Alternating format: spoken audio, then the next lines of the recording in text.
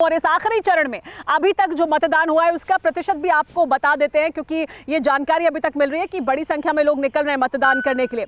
सुबह 10 बजे तक बिहार में 8.13% मतदान हो चुका है। और अगर अलग अलग जगहों की इलाकों की बात करें तो पूर्वी चंपारण में 9.18% मतदान हुआ है, पश्चिमी चंपारण में 7.73% मतदान हुआ है, मधेपुरा में 5.72% और मोतिहारी में 9.18% मतदान हुआ है, रक्सौल में 9.13% मतदान हुआ है, तो पूर्णिया में 4.19% मतदान हुआ है, मधुबनी में 6.35%, मुजफ्फरपुर में 7.25%, यानी सभी जगह पर लगभग कुल मिलाकर 8 से 9% तक मतदान या 9.5% तक मतदान हुआ है। अररिया में 9.24%, समस्तीपुर में 7.32% मतदान हुआ है। तो आखिरी चरण में ये जो मतदान है वो लोगों की लंबी लंबी कतारें देखी जा रही है। हमारे जो सहयोगी हैं वो मौजूद हैं, पहले उनके पास चलते हैं। हमारे साथ विपिन चौबे मुजफ्फरपुर से मौजूद हैं। विपिन, हम लगातार सुबह से ये सुन भी रहे हैं, देख भी रहे हैं कि लोग बड़ी संख्या में निकल रहे हैं मतदान करने के लिए। क्या अंतर दिखाई दे रहा है अभी पहले दूसरे चरण के बाद? अभी इस चरण में क्या ज्यादा बड़ी संख्या में लोग निकल रहे हैं मतदान करने के लिए? बिल्कुल ज़्यादा बड़ी तादाद में लोग निकल रहे हैं। सुबह में ज़्यादा लोग निकले थे, लेकिन जैसे जैसे धूप बढ़ रही है लोग निकलना कम हो रहे हैं और माना ये जा रहा है कि लगभग 3 बजे के बाद एक बार फिर बड़ी तादाद में लोग निकलेंगे।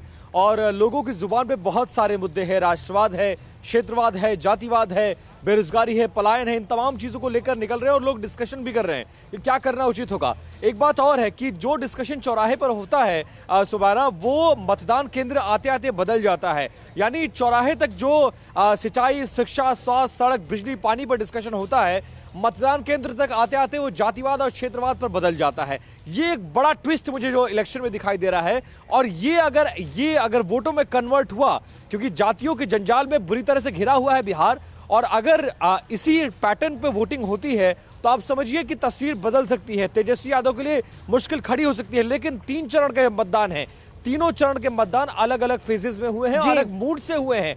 पहला चरण कुछ और था, दूसरे चरण में कुछ और मुद्दे रहे और तीसरे चरण में कुछ और। तो तीनों का मिला जुला जो असर देखने को मिलेगा वो 10 तारीख को। हमारे साथ प्रेम शुक्ला जी मौजूद हैं बीजेपी से। सबसे पहले प्रेम शुक्ला जी, आप ही से मैं प्रतिक्रिया लेना चाहूंगी कि बड़ी संख्या में वोटर निकल रहे हैं मतदान करने के लिए, ये आपके हक में है या नुकसान पहुंच सकता है? निश्चित तौर पर हमारे हक में है, क्योंकि सबसे ज़्यादा सुनियोजित कैडर अगर किसी के पास है बिहार में तो भारतीय जनता पार्टी के नेतृत्व में एनडीए के पास है। ऐसे में जब मतदान का प्रतिशत बढ़ता है तो हमारे कैडर का जो मतदाताओं को उत्साहित करने का, सुनियोजित ढंग से उनको मतदान केंद्र तक ले आने में जो उनको सफलता प्राप्त होती है, उसका बड़ा हाथ होता है। और हमें पूरा विश्वास है कि आदरणीय नरेंद्र मोदी जी के नेतृत्व में आदरणीय नीतीश कुमार जी को जबरदस्त समर्थन बिहार की जनता देगी, जबरदस्त जनादेश उनको प्राप्त होगा। 2/3 बहुमत से आदरणीय नीतीश कुमार के नेतृत्व में बिहार में एक बार फिर से एनडीए की सरकार बनेगी। इसका जनादेश जो है, ये बढ़ता हुआ मत प्रतिशत इसका संकेत दे रहा है। ठीक है, जितेंद्र हमारे साथ एक बार फिर जुड़ गए पूर्णिया से, वापस उनके पास चलते हैं। जितेंद्र, आप क्या समझ पा रहे हैं, कौन से मुद्दे हैं जो ज्यादा प्रमुख है लोगों के मन में वोट करने के लिए समय?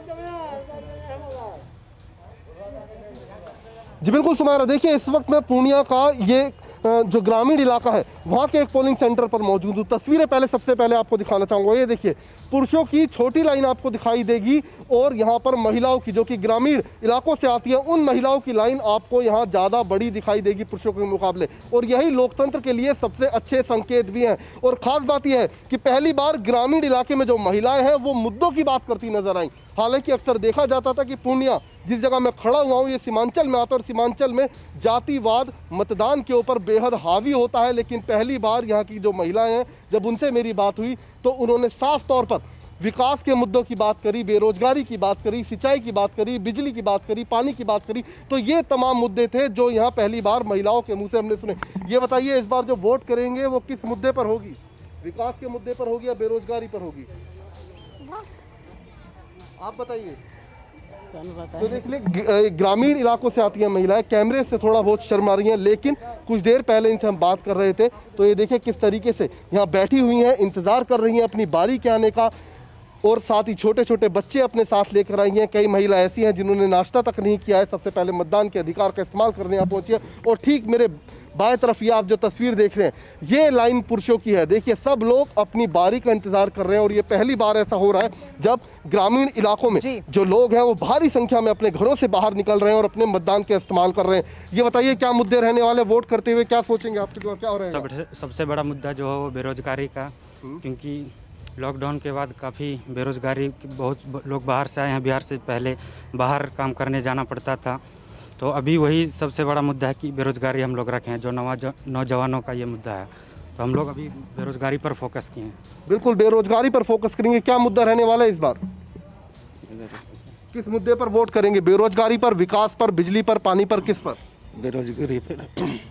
बेरोजगारी पर, जो हम लोग गरीब हैं, काम धंधा नहीं मिलते हैं, बैठे रहते हैं। किन मुद्दों पर वोट करेंगे आप इस बार चाचा? हाँ, ठीक है जितेंद्र, तो बेरोजगारी मुद्दा है, बड़ा मुद्दा है। रोजगार है, हम लोग रोजगार चाहिए। धुआं धुआं सा ये शहर क्यों दिखता है, सुना है बाजार में धुएं का सामान बिकता है। ये दिवाली सिर्फ दिए वाली।